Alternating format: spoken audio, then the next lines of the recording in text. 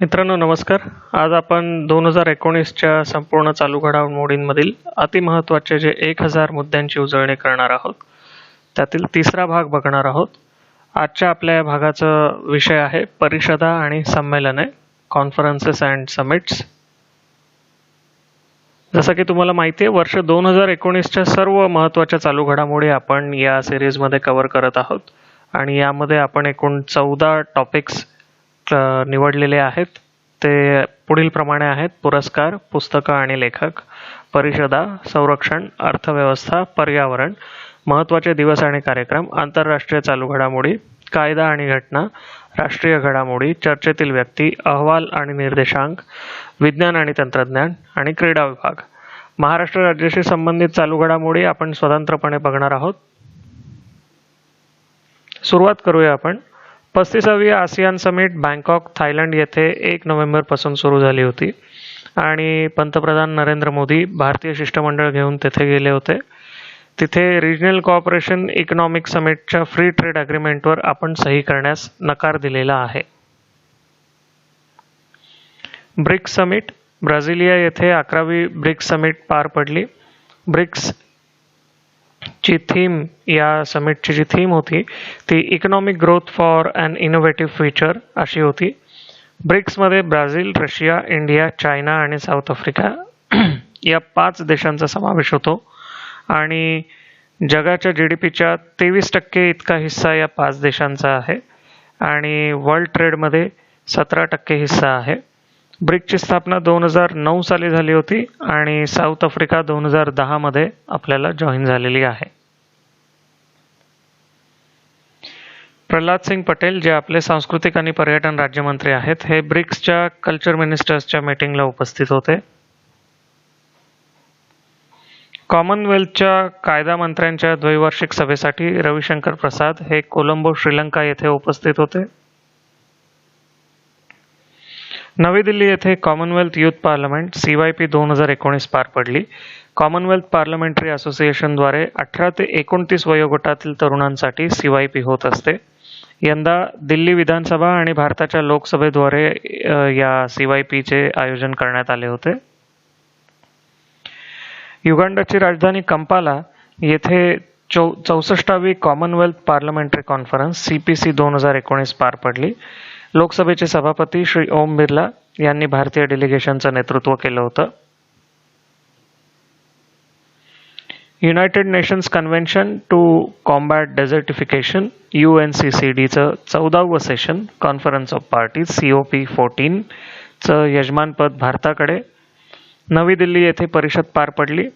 Forest landscape restoration FLR अंतर्गत पुढील 3.5 वर्षांसाठी हरियाणा, मध्य प्रदेश, महाराष्ट्र, कर्नाटक आणि नागालँड या राज्यांमध्ये आपण FLR राबवणार आहोत. हे FLR जे आहे ते बॉर्न चॅलेंजचा एक भाग आहे. बॉर्न चॅलेंज म्हणजे काय? 150 मिलियन हेक्टर जमीन वनांखाली आणायची आणि तिचं पुनरुज्जीवन करायचंय 2020 पर्यंत आणि 2030 पर्यंत एकूण 350 मिलियन हेक्टर जमीन वनांखाली आणायची आणि तिचं पुनरुज्जीवन करायचंय. युनायटेड नेशन्सचे 3 कन्व्हेन्शन्स आहेत: UNCCD, UNFCCC आणि कन्व्हेन्शन ऑन बायोलॉजिकल डायव्हर्सिटी. त्यापैकी UNCCD म्हणजे United Nations convention to combat desertification हे लीगली बाइंडिंग इंटरनॅशनल ॲग्रीमेंट आहे. UNFCCC United Nations framework convention of climate change UNFCCC आणि convention on biological diversity CBD हे आपल्यावर कायद्याने तसे आपल्यावर काय म्हणू आपण बांधील नाही आहेत आपण त्यासाठी. Okay. UN climate change conference COP25 ही माद्रिद, स्पेन येथे पार पडली. याचं सुरुवातीला यजमानपद चिलीकडे होतं आणि त्याच्या आधी ब्राझीलकडे होतं, पण दोन्ही देशांमध्ये जी अंतर्गत अस्थिरता होती त्यामुळे त्या दोन्ही देशांनी ते यजमानपद नाकारलं आणि शेवटी ही कुठे पार पडली कॉन्फरन्स? माद्रिद, स्पेन येथे पार पडली. त्यापूर्वी ती चिली येथे होणं अपेक्षित होतं आणि त्यापूर्वी ती ब्राझील येथे होणं अपेक्षित होतं. G20 अर्थमंत्र्यांची बैठक फुकुओका जपान येथे पार पडली. निर्मला सीतारामन आणि शक्तिकांत दास या बैठकीसाठी उपस्थित होते. America, Canada, Mexico, Argentina, Brazil, Germany, France, UK, Italy, EU, Russia, Saudi Arabia, तुर्की, भारत, चीन, इंडोनेशिया, दक्षिण कोरिया, जपान, दक्षिण आफ्रिका इत्यादी G20चे मेंबर्स आहेत. 1999 पासून सातत्याने या बैठका होत आहेत. 2020 ची G20ची बैठक रियाध, सौदी अरेबिया येथे होणार आहे. सौदी अरेबिया हा पहिला अरब देश असणार आहे जो G20ची बैठक त्याचं यजमानपद एखाद्या देशाकडे असणार आहे, असा पहिला अरब देश. वॉशिंग्टन येथे G20 अर्थमंत्री आणि गव्हर्नर्सची बैठक पार पडली. निर्मला सीतारामन या बैठकीसाठी उपस्थित होत्या. 14व्या G20 बैठकीसाठी नरेंद्र मोदी ओसाका, जपान येथे गेले. भारतीय शिष्टमंडळाचे शेर्पा सुरेश प्रभू होते. आपण 2022 मध्ये G20च्या बैठकीचं यजमानपद घेतलेलं आहे. 6व्या G20 संसदीय सभापतींची बैठक टोकियो, जपान येथे पार पडली. श्री ओम बिर्ला या बैठकीस उपस्थित होते. या बैठकीला अनौपचारिकरित्या P20 असं सुद्धा म्हणतात, P फॉर पार्लमेंट. जपानची संसद डाएट आणि इंटर पार्लमेंटरी युनियन संयुक्तरित्या P20 आयोजित करत असते. 45वी G7 परिषद ही बियारिट्झ येथे फ्रान्स येथे पार पडली. फायटिंग इनइक्वॅलिटी ही या G7 समिटचं थीम होतं. United states of America, Canada, UK, France, Germany, Italy, Japan हे G7चे प्राईम मेंबर्स आहेत. पंतप्रधान मोदी G7च्या पार्टनर कंट्रीच्या स्टेटसने उपस्थित राहिले होते समिटसाठी. नवी दिल्ली येथे इंडिया वॉटर वीक 2019 पार पडला. या इंडिया वॉटर वीक 2019 ची theme water cooperation coping with 21st century challenge अशी होती. जलशक्ती मंत्रालय, जपान आणि EU यांच्या संयुक्त विद्यमाने इंडिया वॉटर वीक 2019 आयोजित करण्यात आला होता. नवी दिल्ली येथे पहिली landslide risk reduction and resilience परिषद पार पडली.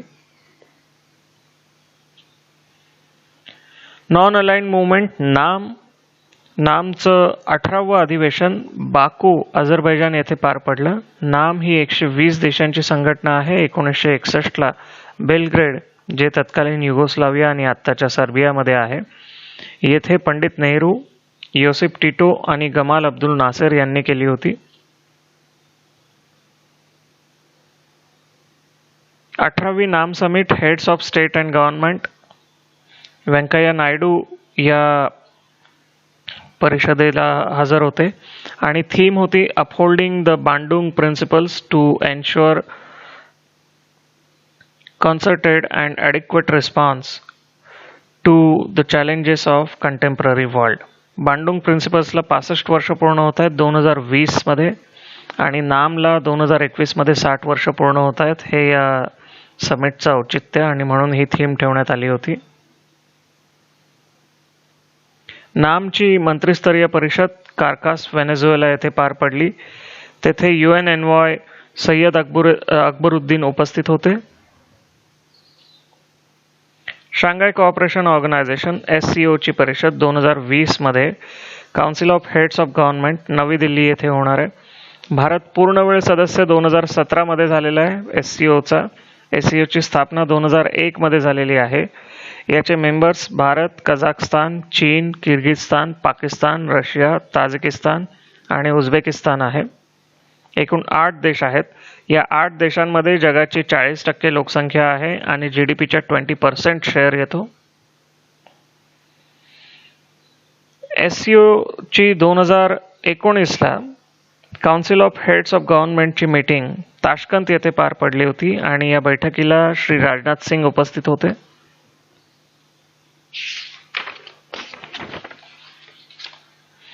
SCOच्या परराष्ट्र मंत्र्यांची बैठक बिश्केक, किर्गिस्तान येथे पार पडली. दिवंगत सुषमा स्वराज या बैठकीस उपस्थित होत्या.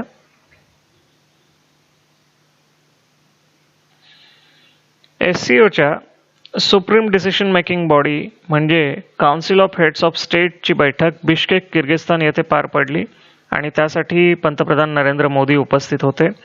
म्हणजे थोडक्यात SCOच्या 2 महत्त्वाच्या मीटिंग्स होत असतात. एक आहे CHS council of heads of state, ही सर्वोच्च संस्था आहे किंवा बॉडी आहे निर्णय घेणारी, आणि दुसरी आहे council of heads of government. ठीक आहे, तर CHS आणि CHG, तर यापैकी सर्वोच्च संस्था कुठली आहे? CHS, SCO अंतर्गत. ओके. युनायटेड नेशन्सची 74वी जनरल असेंब्ली पार पडलेली आहे न्यूयॉर्क येथे, आणि त्यासाठी पंतप्रधान नरेंद्र मोदी उपस्थित होते.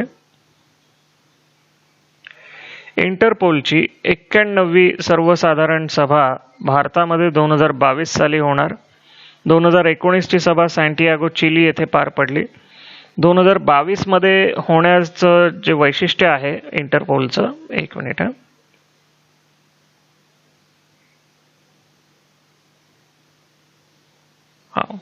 सॉरी, तर 2022 मध्ये भारतीय स्वातंत्र्याला 75 वर्ष पूर्ण होत आहेत आणि त्यामुळे त्याचं औचित्य आहे. याच्या आधीची slide, United nations ocean conference Lisbon येथे जूनमध्ये होणार आहे 2020 मध्ये. पोर्तुगालला ही अपेक्षित आहे कॉन्फरन्स, पण आता कोविड-19च्या संकटामुळे ही जूनमध्ये होते की नाही ते बघणं गरजेचं ठरेल. ओके. दुसरी Indo French knowledge summit university of Lyon येथे पार पडली. फ्रेंच एम्बसी आणि ministry of science and technology आणि ह्युमन रिसोर्स डेव्हलपमेंट यांच्या संयुक्त विद्यमाने ही इंडो फ्रेंच नॉलेज समिट आयोजित करण्यात आली होती. Global snow leopard and ecosystem protection programme GSLEP summit Delhi येथे पार पडली. स्नो लेपर्ड डे आपण 23 ऑक्टोबरला साजरा करत असतो. United Nations children's fund UNICEF, South Asian parliamentary conference on children's right convention Colombo येथे 2 ते 3 सप्टेंबरच्या दरम्यान पार पडली. Indian ocean conference 4th addition माले येथे पार पडली. Securing the Indian Ocean region traditional and non traditional challenges ही त्याची थीम होती. आपले external affairs minister S Jaishankar या बैठकीस उपस्थित होते. वर्ल्ड इकॉनॉमिक फोरमची 50वी वार्षिक सभा दावोस स्वित्झर्लंड येथे पार पडली. 4थी दक्षिण आशियाई सभापतींची शिखर परिषद माले येथे पार पडली. ओम बिर्ला आणि हरिवंश नारायण सिंग जे राज्यसभेचे उपाध्यक्ष आहेत हे या बैठकीस उपस्थित होते. International union for conservation of nature IUCN Asia regional conservation forum Islamabad येथे पार पडलेला आहे. World association of soil and water conservation, international soil conservation organisation आणि soil conservation society of India यांच्या संयुक्त विद्यमाने नवी दिल्ली येथे international conference on soil and water resources management for climate पार पडली नवी दिल्ली येथे. संस्कृत भारती विश्व संमेलन नवी दिल्ली येथे पार पडलं.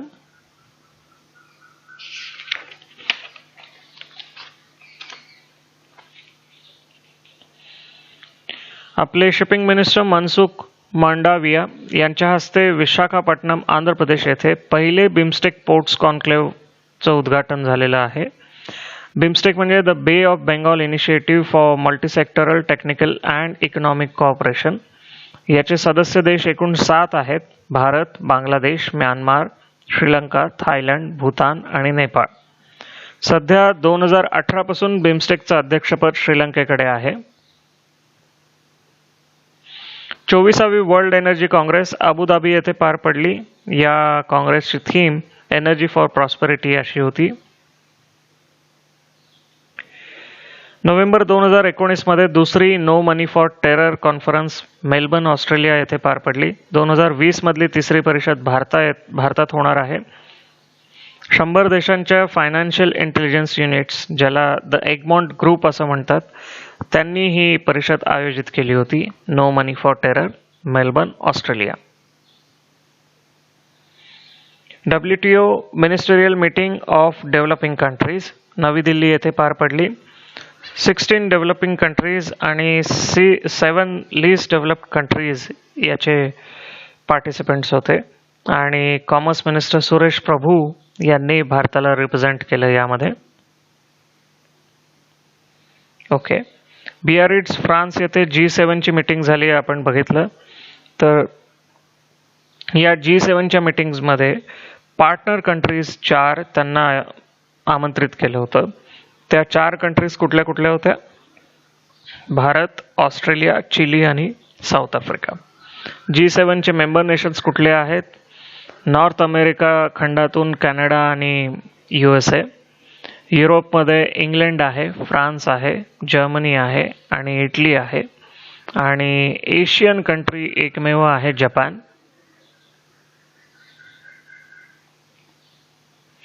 NATO summit Watford, United Kingdom येथे पार पडलेली आहे लंडनमध्ये.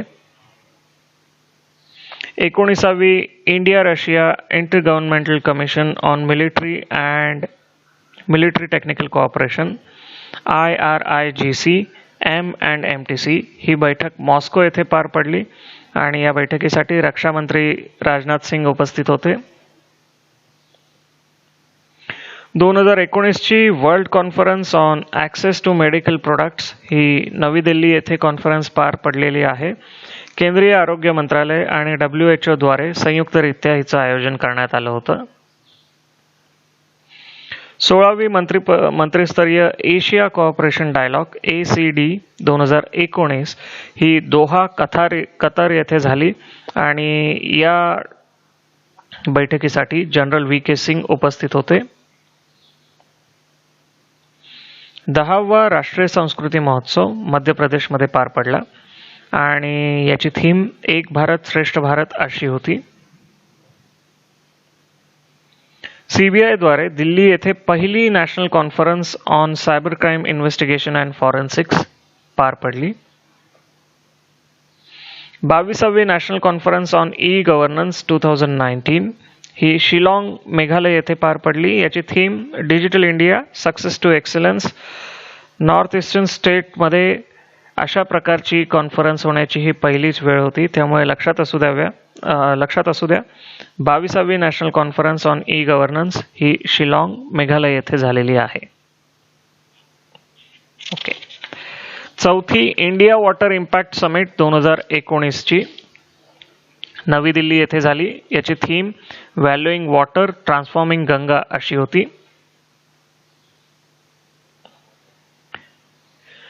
Ministry of information and broadcasting द्वारे 7वे कम्युनिटी रेडिओ संमेलन दिल्ली येथे झाले. याचे theme community radio for SDG sustainable development goal अशी आहे. 8वा आंतरराष्ट्रीय टुरिझम मार्ट किंवा 8th international tourism mart Imphal Manipur येथे झालेला आहे. द गुड एअर समिट नवी दिल्ली येथे झाली आणि याची थीम मेकिंग इंडिया ब्रीथ अशी होती.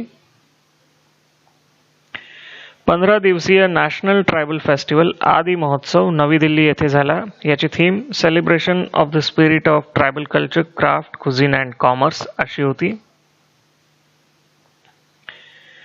नेव्हल कमांडर्स कॉन्फरन्स 2019 पहिली बैठक एप्रिलमध्ये नवी दिल्ली येथे संपन्न झाली. 5वा इंडिया इंटरनॅशनल सायन्स फेस्टिवल 2019चा कलकत्ता येथे पार पडला. याची theme risen India research innovation and science empowering the nation अशी होती.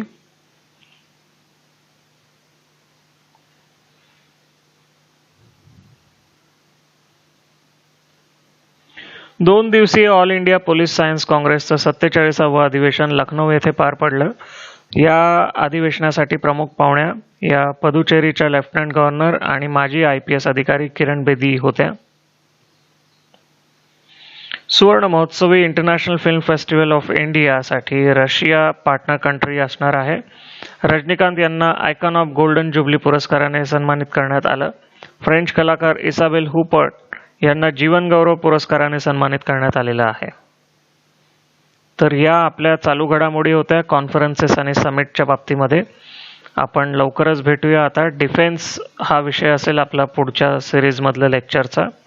ठीक आहे, थँक्यू.